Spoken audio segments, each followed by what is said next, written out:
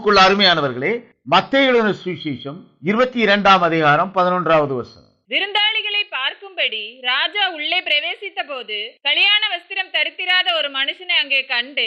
இங்கே ராஜா ஒரு கல்யாண விருந்தை ஏற்பாடு செய்திருக்கிறார். அந்த விருந்துக்கு அழைக்கப்பட்டவர்கள் அபாத்திரராய் போகிறார்கள். தங்களுடைய மேட்டிமையின் நிமித்தம் அவர்கள் அதில் பங்கடையாமல் போனது நிமித்தம் வழியருகே நிற்கக்கூடியவர்களை அழைத்து வந்து அந்த கல்யாண சாலை நிரம்பும்படியாக ஜனக்கூட்டங்கள் திரளாக காணப்படுகிறது. அந்த வேளையிலே ராஜா கல்யாண சாலைக்குள்ளாக பிரவேசிக்கிறார். அவர் அப்படி பிரவேசிக்கும் போது அப்படியாக அந்த கல்யாண சாலைக்குள் பிரவேசித்து விருந்தாளிகளை அவர் நோக்கும் போது அங்கே ஒருவன் கல்யாண வஸ்திரம் தரித்திராத மனுஷனாக அங்கே இருக்கிறதை காண்கிறார். கல்யாண சாலைக்குள் கல்யாண வஸ்திரம் தரித்திராத ஒரு மனுஷனும் அங்கே இருக்கை காண்கிறார். அந்த மனுஷன் வஸ்திரம் தரித்தவனாக இருந்தான். அவன் நிர்வாணியாக கல்யாண சாலைக்குள் பிரவேசிக்கவில்லை. அங்கே அவன் வஸ்திரம் தரித்தவனாக காணப்பட்டான். ஆனால் அவன் தரித்திருந்த வஸ்திரம் கல்யாண சாலைக்குள் பிரவேசிப்பதற்கு, கல்யாண விருந்திலே பங்கடைவதற்கு காணப்படுகிற அந்த கனமுள்ள வஸ்திரமாக அவன் வஸ்திரம் காணப்படவில்லை. கல்யாண சாலைக்குள்ளே பிரவேசிப்பதற்கு கல்யாண வஸ்திரம் ஒன்று தேவைப்படுகிறதாக காணப்படுகிறது.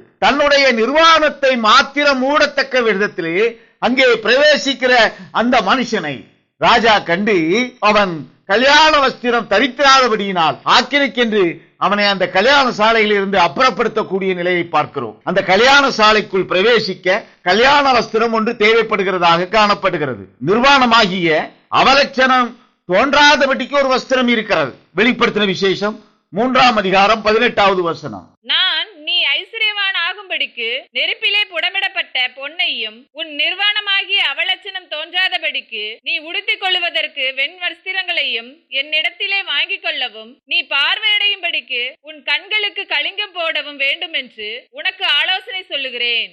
நிர்வாணமாகிய அவலட்சணம் தோன்றாதபடிக்கு உடுத்திக் கொள்வதற்காக ஒரு வஸ்திரம் கொடுக்கப்படுகிறது. அது அந்த மனிதனுடைய நிர்வாணமாகிய அவலட்சணத்தை தோன்றாதபடிக்கு மறைக்கக்கூடிய வஸ்திரமாக காணப்படுகிறது. ஆனால் இந்த கல்யாண சாலைக்குள்ளாக பிரவேசிக்கிறவன் அந்த வஸ்திரம் அல்ல, அதற்கு மேலான ஒரு வஸ்திரத்தை அவன் தரித்தவனாக பிரவேசிக்க வேண்டியது இருக்கிறது. ஏனென்றால் அது ராஜாவினுடைய கல்யாண சாலையாக காணப்படுகிறது. ராஜாவினுடைய கல்யாண விருந்திலே பிரவேசிப்பதற்கென்று ஒரு தனிப்பட்ட பிரத்யேக வஸ்திரம் காணப்படுகிறது. அது நிர்வாணத்தை மூடுகிற வஸ்திரமாக மாத்திரம் அல்லாதபடிக்கு கனம் பொருந்த கூடிய வஸ்திரமாய் அந்த கல்யாண சாலைக்குள்ளே பிரவேசிப்பதற்காக அந்த மனுஷனை கனம் பொருந்திய ஒரு மனுஷனாய் காண்பிக்க அந்த வஸ்திரம் அவனுக்கு அங்கே தேவைப்படுகிறதாக காணப்படுகிறது. சபை காலத்திலே ஒரு வஸ்திரம் தேவைப்பட்டிருக்கிறது. யோவானுக்கு வெளிப்படுத்தி கொடுத்த இந்த விசேஷத்திலே நிர்வாணத்தை மூடுவதற்கு காணப்படக்கூடிய அந்த வஸ்திரம் வெண் வஸ்திரமாக காணப்பட வேண்டும். அது வேறு நிறம் கொண்ட வஸ்திரமாக அல்ல, அது வெண்மை நிறம் கொண்ட வஸ்திரமாக காணப்பட வேண்டும். ஏனென்றால் மற்ற நிறம் கொண்ட வஸ்திரம் அது தன்னிடத்திலே காணப்படக்கூடிய அந்த கரையை வெளிப்படுத்தக்கூடிய நிலையிலே காணப்படாது.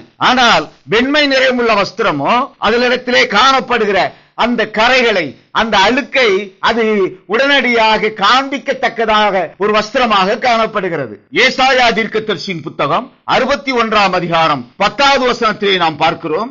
கர்த்தருக்குள் பூரிப்பாய் மகிழ்கிறேன், என் தேவனுக்குள் என் ஆத்துமா களி கூர்ந்திருக்கிறது.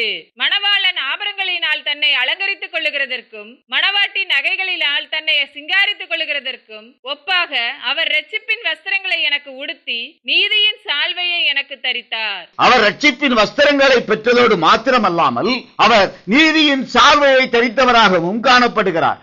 இந்த இரட்சிப்பு என்பது வஸ்திரம் என்று சாட்சியிடப்படுகிறது. இந்த நீதி என்பது சால்வை என்று சாட்சியிடப்படுகிறது. இந்த வஸ்திரமானது நிர்வாணத்தை மூடக்கூடிய தன்மை உள்ளது. இங்கே சொல்லப்பட்டிருக்கிற இந்த சால்வை என்று சொல்லப்படுகிறது அந்த வஸ்திரத்துக்கு மேலாக அந்த மனிதனை அளவுபடுத்தத்தக்கதாக உடுத்தப்படக்கூடிய ஒரு வஸ்திரமாகும். இப்படி சாதாரணமாக உடுக்கப்பட்டிருக்கிற தன்னுடைய நிர்வாணத்தை மறைக்கத்தக்கதாக மூடப்பட்டிருக்கிற அந்த வஸ்திரத்தை காட்டிலும் அதற்கு மேலான ஒரு வஸ்திரம் சால்வையாக கொடுக்கப்பட்டிருக்கிறது.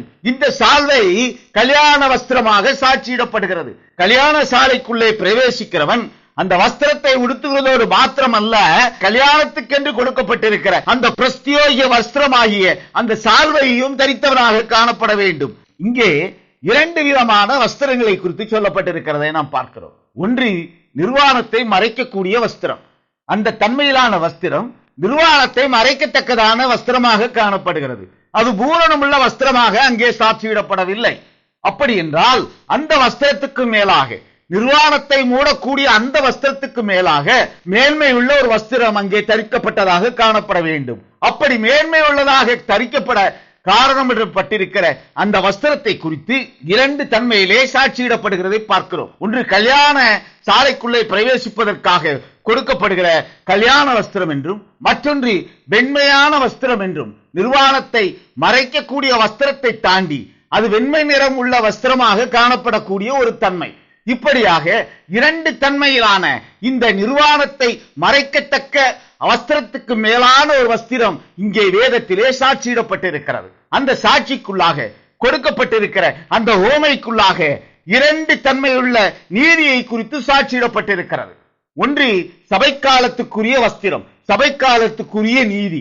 மற்றொன்று ஆட்டுக்குட்டியானவருடைய கல்யாண விருந்துக்குள்ளாக பிரவேசிக்க எடுத்துக்கொள்ளப்படக்கூடிய புதிய எருசலேமுக்கு தரிப்பிக்கப்படுகிற வஸ்திரம். இரண்டு விதமான தன்மையிலான வஸ்திரங்களை குறித்து இங்கே சாட்சியிடப்படுகிறதை நாம் பார்க்கிறோம். முதலாவது தரிக்கப்பட்டிருக்கிற வஸ்திரம் அது வெண்மை நிறம் கொண்ட வஸ்திரம்.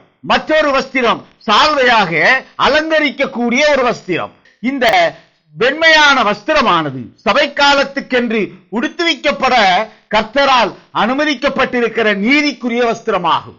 இந்த வெண்மைக்குரிய வஸ்திரம் சபை காலத்துக்கென்று கர்த்தர் கட்டளையிட்டிருக்கிற நீதிக்குரிய வஸ்திரமாக காணப்படுகிறது. இந்த சபை காலத்துக்கென்று கொடுக்கப்பட்டிருக்கிற அந்த நீதிக்குரிய வஸ்திரமானது வெறும் நிர்வாணத்தை மூடத்தக்கதான வஸ்திரமாக அல்லாதபடிக்கு அதற்கு மேற்பட்ட ஒரு நிலையிலே அதனுடைய நிறம் வெண்மை நிறம் கொண்ட வஸ்திரமாக காணப்படுகிறது. இந்த வெண்மை நிறம் கொண்ட இந்த வஸ்திரமானது சபைக்காலத்திலே சபைக்குரியவர்களுக்காக, சபைக்குரிய நீதியை நிறைவேற்றுகிறவர்களுக்காக தரிப்பிக்கப்படுகிற வஸ்திரமாக காணப்படுகிறது. வெளிப்படுத்தின விசேஷம் 3ஆம் அதிகாரம் 4வது வசனத்திலே நாம் பார்த்தோம் என்றால், ஆனாலும் தங்கள் வஸ்திரங்களை அசுசிப்படுத்தாத சில பேர் சர்தையிலும் உனக்குண்டு.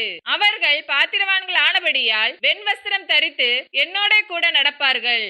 இங்கே தங்களின் வஸ்திரங்களை அசுசிப்படுத்தாத சில பேர் சபைகளில் அவர்கள் பாத்திரவான்களாக இருக்கிறபடியினால் அவர்களுக்கு வெண் வஸ்திரம் தரிப்பிக்கப்பட்டிருக்கிறது என்று சாட்சியிடப்படுகிறதை நாம் பார்க்கிறோம். அப்படி வெண்மை நிறம் கொண்டதாக வஸ்திரத்தை தரிப்பித்திருக்கிறவன் நீதிமானாக சாட்சியிடப்பட்டு நீதிக்குரிய கிரியைகளிலே பூரணப்பட்டவனாக நித்திய ஜீவனை சுதந்திரித்துக் கொள்கிறான். சபைக்கால வஸ்திரம் அது வெண்மையான வஸ்திரம், அது அசுசிப்படுத்தப்படாத வஸ்திரம். அந்த வெண்மையான வஸ்திரத்திலே அசுசிப்பட்ட நிலையிலே காணப்படுகிறவன் தன்னுடைய கிரியைகளிலே நீதிக்குரிய கிரியை நிறைவேற்றாதவனாகவே சாட்சியிடப்படுகிறார். அவன் அக்கிரியும் கந்தகமும் எரியக்கூடிய கடலிலே தள்ளுண்ட போகிறவனாக தன்னுடைய வஸ்திரத்தை அசுசிப்படுத்தபடியினால் கர்த்தருடைய சமூகத்தில் இருந்து தள்ளப்பட்டவனாக காணப்படுகிறார். சபைக்காலத்திலே தரிப்பிக்கப்பட்டிருக்கிற அந்த வெண் வஸ்திரமானது வெண்மை நிறம் கொண்டதாக அசுசிப்படாது இருக்கக்கூடிய ஒரு நிலையிலே காணப்படுகிற ஒரு வஸ்திரமாக காணப்படுகிறது. நிர்வாணத்தை மறைக்கிற நிலையிலிருந்து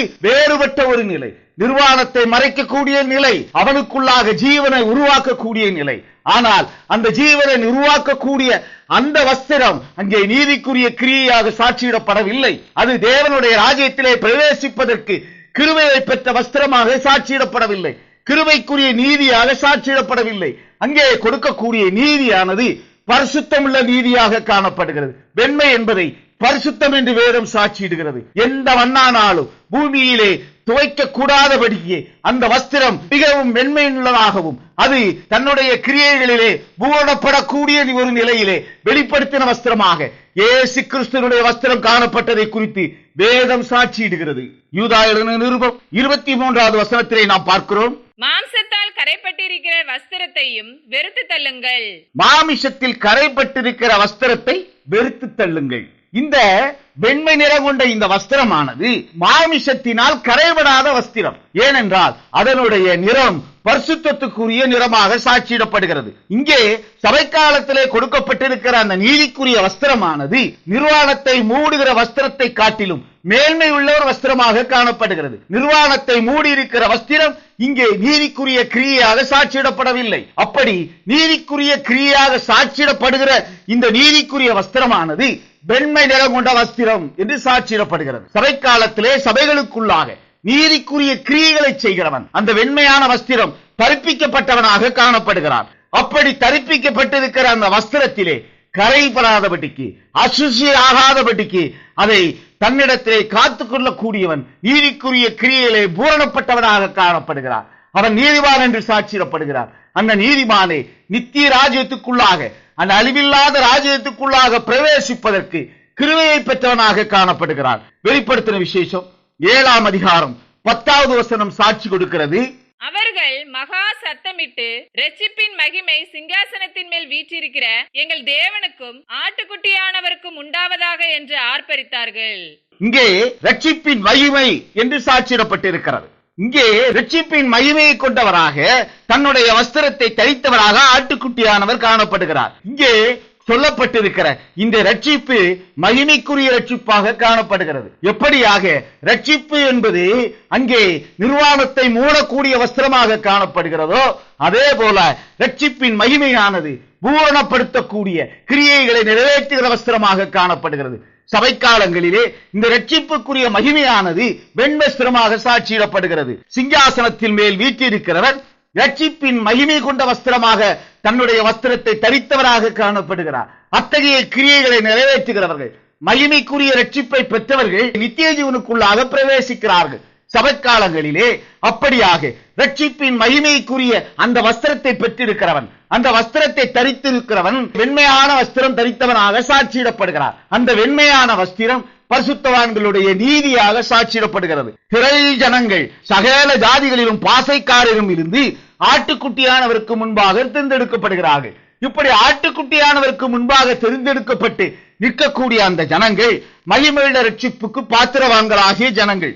இப்படி மகிமையுள்ள ரட்சிப்புக்கு பாத்திரவான்களாக காணப்படக்கூடிய அந்த ஜனங்கள் ரட்சிப்பின் மகிமை வஸ்திரத்தை தரித்தவர்களாக காணப்பட வேண்டும். அப்படி ரட்சிப்புக்குரிய மகிமையை சபை காலங்களிலே சாட்சியிடப்படுகிறது. அது வெண்மையான வஸ்திரம் என்று. அந்த வெண்மையான வஸ்திரம் சபை காலத்திலே தன்னிடத்திலே கொடுக்கப்பட்டிருக்கிற அந்த வஸ்திரத்தை தரித்தவன் அதை அசுசிப்படுத்தாதபடிக்கு காத்துக்கொள்ள வேண்டும். அப்படி அசுசிப்படுத்தக்கூடிய அந்த கிரியையானது மாமிசத்திலே அவன் செய்யக்கூடிய அசுசிக்குரிய காரியம் என்று காணப்படுகிறது. இங்கே சொல்லப்பட்டிருக்கிற இந்த ரட்சிப்பு மகிமையுள்ள ரட்சிப்பு என்றும் மகிமை இல்லாத ரட்சிப்பு என்றும் சாட்சியிடப்பட்டிருக்கிறது. மகிமையுள்ள ரட்சிப்பு ஆட்டுக்குட்டியானவருக்கு கொடுக்கப்பட்டிருக்கிற வஸ்திரமாக காணப்படுகிறது. மகிமை இல்லாத ரட்சிப்பு அசுசிபடிந்த வஸ்திரம் தரித்தவனாக காணப்படுகிறது.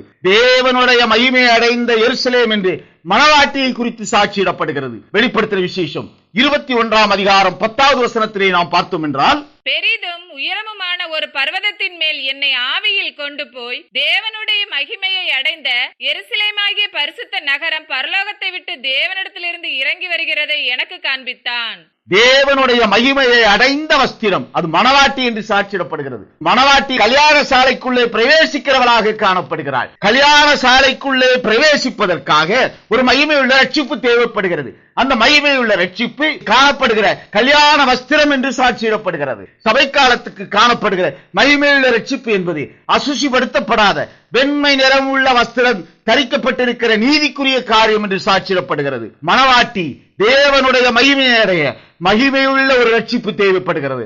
ஏனென்றால் அது தேவனுடைய மகிமையை அடைந்த எருசலேம் என்று சாட்சியிடப்படுகிறது. இங்கே தேவனுடைய மகிமையை அடைந்த ஒரு ரட்சிப்பு அந்த மகிமையின் வஸ்திரமாய் கல்யாண விருந்து சாலைக்குள்ளே செல்லக்கூடிய வஸ்திரமாய் அலங்கார வஸ்திரமாய் சால்வை என்ற நீதியாய் சாட்சியிடப்படுகிறது. ஆட்டுக்குட்டியானவருடைய கல்யாண சாலைக்குள்ளே பிரவேசிக்க, ராஜாவின் குமாரனுடைய கல்யாண சாலைக்குள்ளே பிரவேசிக்க ஒரு நீதிக்குரிய வஸ்திரம் காணப்படுகிறது. அந்த வஸ்திரம் சால்வை என்ற நீதியாக நிறைவேற்றப்பட வேண்டும். அது கல்யாண சாலைக்குள்ளாக செல்லக்கூடிய தகுதியுள்ள வஸ்திரம் என்று சாட்சியிடப்படுகிறது. சபைக்காலங்களிலே மகிமையுள்ள ரட்சிப்பு என்றும் சபைக்காலத்திலே மகிமையிழந்த ரட்சிப்பு என்றும் சாட்சியிடக்கூடிய 2 வஸ்திரங்கள் சாட்சியாக அறிவிக்கப்பட்டிருக்கிறது. மகிமையுள்ள ரட்சிப்பானது கரைப்படுத்தப்படாத அசுசிப்படாத வெண்மை நிறம் கொண்ட வஸ்திரம். அசுசிப்பட்டிருக்கிற வஸ்திரம் மகிமை இல்லாத வஸ்திரம். அது மகிமையை இழந்திருக்கக்கூடிய ரட்சிப்பு. அது மகிமை இல்லாத ரட்சிப்பு. மகிமை இல்லாத ரட்சிப்பு மகிமையுள்ள தேவனுடைய ராஜ்யத்துக்குள்ளாக பிரவேசிக்க முடியாது. மகிமையுள்ள தேவனுடைய ராஜ்யத்திலே பிரவேசிக்க சபை காலத்திலே மகிமையுள்ள ரட்சிப்பு தேவைப்படுகிறது. அந்த மகிமையுள்ள ரட்சிப்பு என்பது வெண் வஸ்திரம் என்று சாட்சியிடப்படுகிறது. அந்த வெண் வஸ்திரமே மகிமையுள்ள ரட்சிப்புக்குள்ளாக பிரவேசிக்க கர்த்தருடைய சமூகத்திலே நீதி என்று சாட்சியிடப்படுகிறது. அதே போல ஒரு நிலை மணவாட்டியாய் வருகையிலே எடுத்துக் கொள்ளப்படும் முன்பாக இங்கே ஒரு வஸ்திரம் நீதிக்குரிய வஸ்திரமாக காணப்படுகிறது. அது வெறும் நிர்வாணத்தை மூடுகிற வஸ்திரம் அல்ல, அது வெறும் அசுசியால் கரைபடாது இருக்கக்கூடிய வெண் வஸ்திரம் மாத்திரமல்ல, அதற்கு மேலான ஒரு வஸ்திரம் கல்யாண வஸ்திரமாக சாட்சியிடப்படுகிறது. அப்படி கல்யாண வஸ்திரமாக தன்னகத்தை தன்னை அலங்கரிக்கக்கூடிய அந்த சால்வையை தரித்திராதவன் ஆட்டுக்குட்டியானவருடைய கல்யாண சாலைக்குள்ளே பிரவேசிக்க கிருபை இழந்தவனாகவே காணப்படுவான். இங்கே மணவாட்டிக்குரிய மகிமைக்கு பெற்றுக்கொள்ள ஒரு ரட்சிப்பு தேவைப்படுகிறது. ரட்சிப்பு என்பது நிர்வாணத்தை மூடக்கூடிய ஒரு வஸ்திரம். மகிமையுள்ள ரட்சிப்பு என்பது சபைக்கென்று கர்த்தரால் கட்டளையிடப்பட்டிருக்கிற அந்த மகிமைக்குரிய வஸ்திரமாக சாட்சியிடப்படுகிறது. அது மகிமைக்குரிய ரட்சிப்பாக சாட்சியிடப்படுகிறது. அந்த மகிமைக்குரிய ரட்சிப்பானது நீதியின் வஸ்திரமாக, அங்கே வெண்மை நிறம் கொண்ட வஸ்திரமாக சாட்சியிடப்படுகிறது. இது சபைக்காலத்துக்காக கொடுக்கப்பட்டிருக்கிற நீதிக்குரிய கிரியையாகும். மணவாட்டியாய் எடுத்துக் கொள்ளப்பட போகிறவள் அங்கே மணவாட்டிக்குரிய மகிமைக்குரிய ரட்சிப்புக்குள்ளாக கடந்து வர வேண்டும். வெறும் ரட்சிப்பு, வெறும் நிர்வாணத்தை மூடக்கூடிய அந்த வஸ்திரமானது பரலோக ராஜ்யத்துக்குள்ளாக ஆட்டுக்குட்டியானவருடைய கல்யாண சாலைக்குள்ளாக பிரவேசிக்க அனுமதி இழந்ததாகவே காணப்படும், கிருபை இழந்ததாகவே காணப்படும். எனவே மணவாட்டிக்குரிய மகிமைக்குரிய ரட்சிப்பு அங்கே தேவைப்படுகிறதாக காணப்படுகிறது. சபை காலத்துக்குரிய மகிமைக்குரிய ரட்சிப்பு அது வெண் வஸ்திரம் என்று சாட்சியிடப்படுகிறது. மணவாட்டிக்குரிய மகிமைக்குரிய ரட்சிப்பு ஆனது அது கல்யாண சாலைக்குள்ளே பிரவேசிக்க கிருபையை பெற்றிருக்கக்கூடிய நீதிக்குரிய வஸ்திரமான கல்யாண வஸ்திரம் என்று சாட்சியிடப்படுகிறது. இங்கே இரண்டு விதமான ரட்சிப்பை குறித்து பார்க்கிறோம்.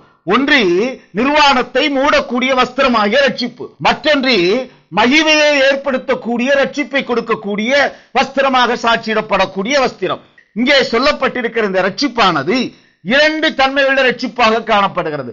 ஒன்று பொதுவான ரட்சிப்பு. யூதாவின் நிருபம் 5வது வசனம் இதை குறித்து சாட்சி கொடுக்கிறது. நீங்கள் முன்னமே அறிந்திருந்தாலும் நான் உங்களுக்கு நினைப்பூட்ட விரும்புகிறது என்னவெனில், கர்த்தர் தமது ஜனத்தை எகிப்து தேசத்திலிருந்து வரப்பண்ணி ரட்சித்து பின்பு விசுவாசியாதவர்களை அழித்தார். இங்கே ஒரு ரட்சிப்பு காணப்படுகிறது.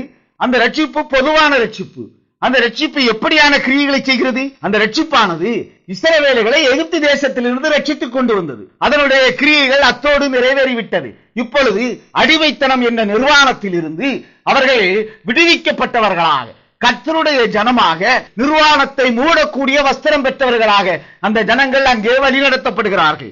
இந்த ரட்சிப்பை பொதுவான ரட்சிப்பு என்று சாட்சியிடப்படுகிறது. இந்த பொதுவான ரட்சிப்புக்குள்ளாக கடந்து வருகிறவன் அங்கே கானானுக்குள்ளாக பிரவேசிக்கக்கூடிய கிரியைகளை தன்னுடைய வஸ்திரமாக நிறைவேற்ற வேண்டும். வனாந்தரத்திலே தன்னுடைய வஸ்திரத்திற்குரிய கிரியைகளாக நிறைவேற்ற வேண்டும். அப்படி நிறைவேற்றுவதற்காக கொடுக்கப்படுகிறது நியாயப்பிரமாணம். அந்த நியாயப்பிரமாணத்தின்படி செயல்படுகிறவன் அந்த ரட்சிப்பை பெற்றவனாக காணப்படுகிறான். இரண்டு விதமான ரட்சிப்பை குறித்து வேதம் சாட்சியிடுகிறது நாம் பார்க்கிறோம். இரண்டு விதமான மனுஷர்கள் அங்கே எப்படியான ரட்சிப்புக்குள்ளாக பெற்றுக்கொண்டு வழிநடத்தப்படுகிறார்கள் என்பதை வேதம் சாட்சியிடுகிறது. ஒன்று நோவாவும் நோவா குடும்பத்தாரும் ஜலப்பிரளயத்திலிருந்து காக்கப்பட கர்த்தர் கட்டளையிட்ட ரட்சிப்பு. எபிரேயருக்கு எழுதின நிருபம் 11ஆம் அதிகாரம் 7வது வசனத்திலே நாம் பார்க்கிறோம். விசுவாசத்தினாலே நோவா தற்காலத்திலே காணாதவைகளை குறித்து தேவ எச்சரிப்பு பெற்று பயபக்தி உள்ளவனாகி தன் குடும்பத்தை ரட்சிப்பதற்கு பேழையை உண்டு பண்ணினான். அதனாலே அவன் உலகம் ஆக்கினைக்குள்ளானதென்று தீர்த்து விசுவாசத்தினால் உண்டாகும் நீதிக்கு சுதந்திரவாளியானான். கர்த்தர் நோவா குடும்பத்தாரை ஜலப்பிரளயத்தில் இருந்து ரட்சித்தார். இங்கே மற்றொரு ரட்சிப்பு லோத்துக்கு கொடுக்கப்பட்டிருக்கிற ரட்சிப்பு. 2 பேதுரு 2ஆம் அதிகாரம் 8வது வசனம். நாள்தோறும் அவர்களுடைய அக்கிரம கிரியைகளை கண்டு கேட்டு நீதியுள்ள தன்னுடைய இருதயத்தில் வாதிக்கப்பட்ட நீதிமானாகிய லோத்தை அவர் ரட்சித்திருக்க, நீதிமானாகிய லோத்து சோதோம் பட்டணத்தில் இருந்து ரட்சிக்கப்படுகிறார். இங்கே இரண்டு விதமான குடும்பம் ரட்சிப்பை பெற்றுக் கொள்ளக்கூடிய குடும்பமாக சாட்சியிடப்பட்டிருக்கிறது. ஒன்று நோவாவின் குடும்பம், மற்றொன்று லோத்துவினுடைய குடும்பம். இந்த நோவா இந்த லோத்து இருவருக்குள்ளாக நீதிக்குரிய வஸ்திரம் தரித்து பூரணப்படக்கூடிய ரட்சிப்புக்குள்ளாக கடந்து வந்தவன் நோவா.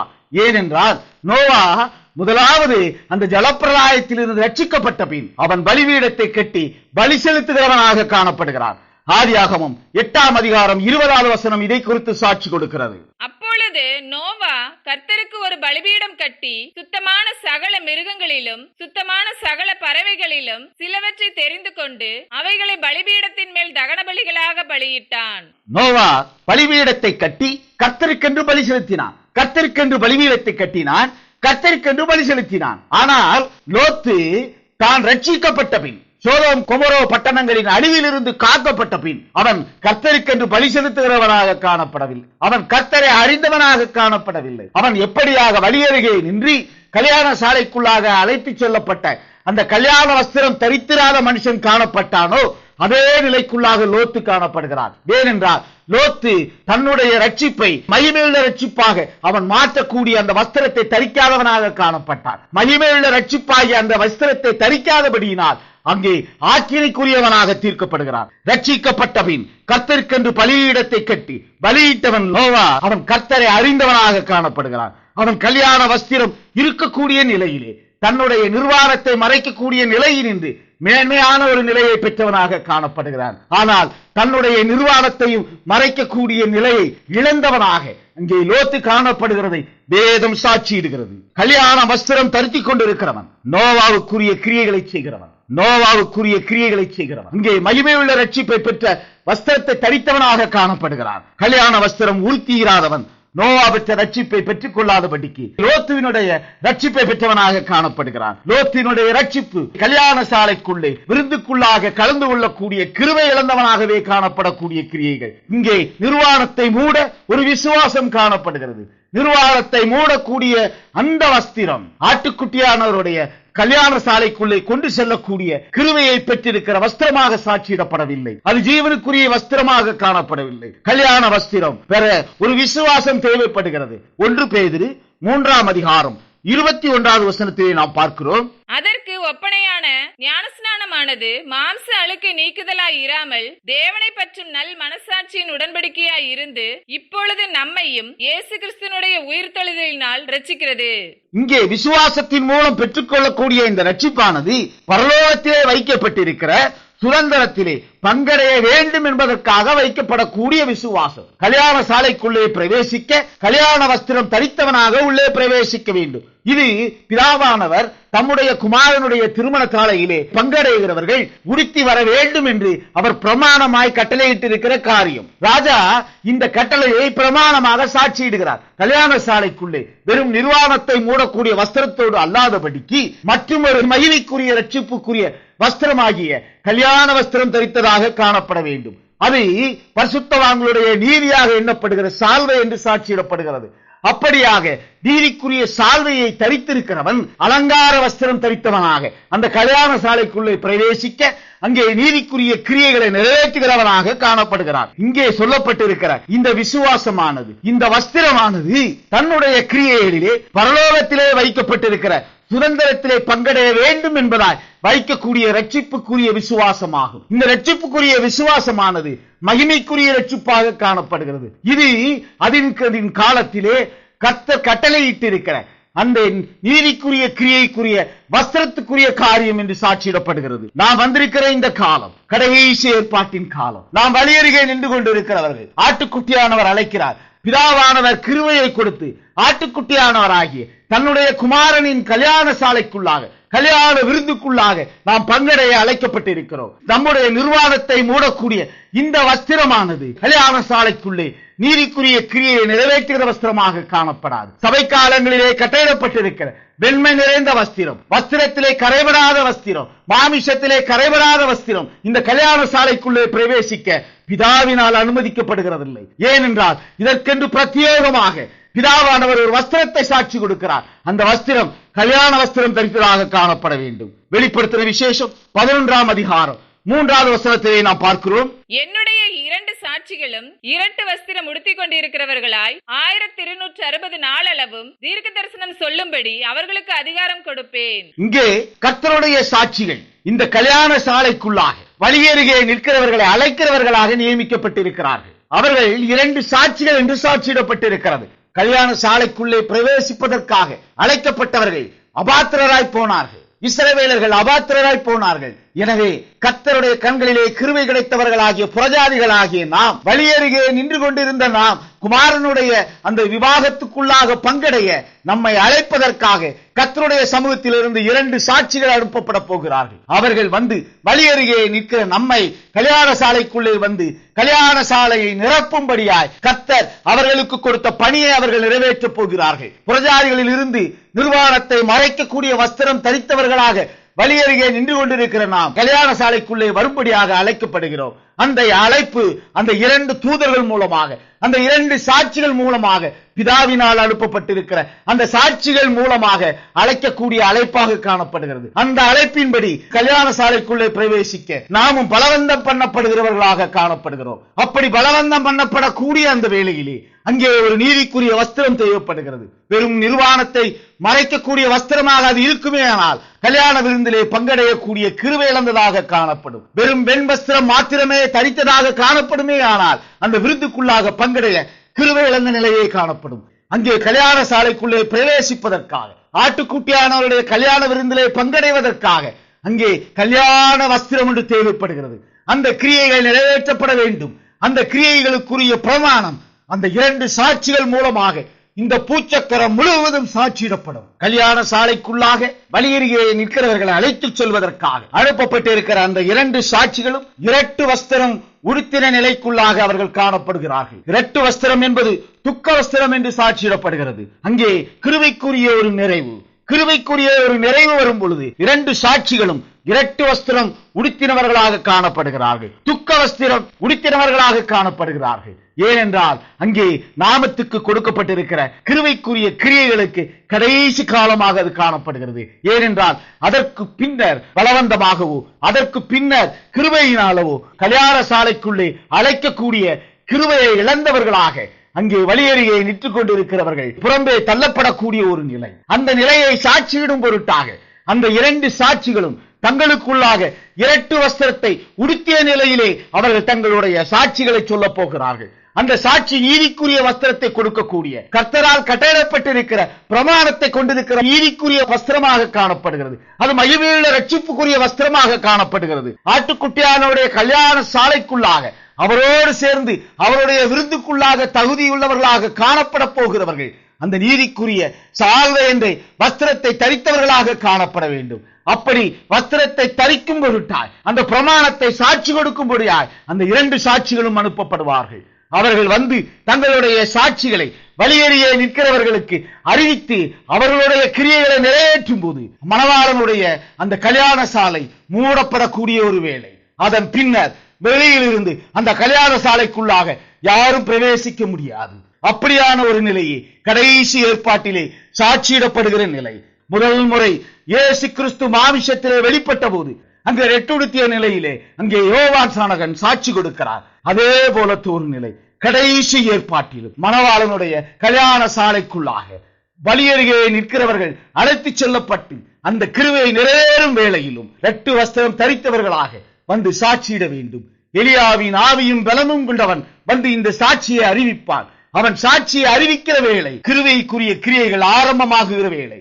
அப்படி ஆரம்பமாய் இருக்கிற அந்த வேளையிலே கல்யாண வஸ்திரம் தரித்தவர்களாய் நாமும் அந்த கல்யாண விருந்துக்குள்ளாக பிரவேசிக்க கர்த்தர் நமக்கு கிருபையை தரும்படியாய் தேவ சமூகத்திலே நம்மை ஒப்புக் கொடுப்போம். கர்த்தர் பெரிய காரியங்களை செய்வார்.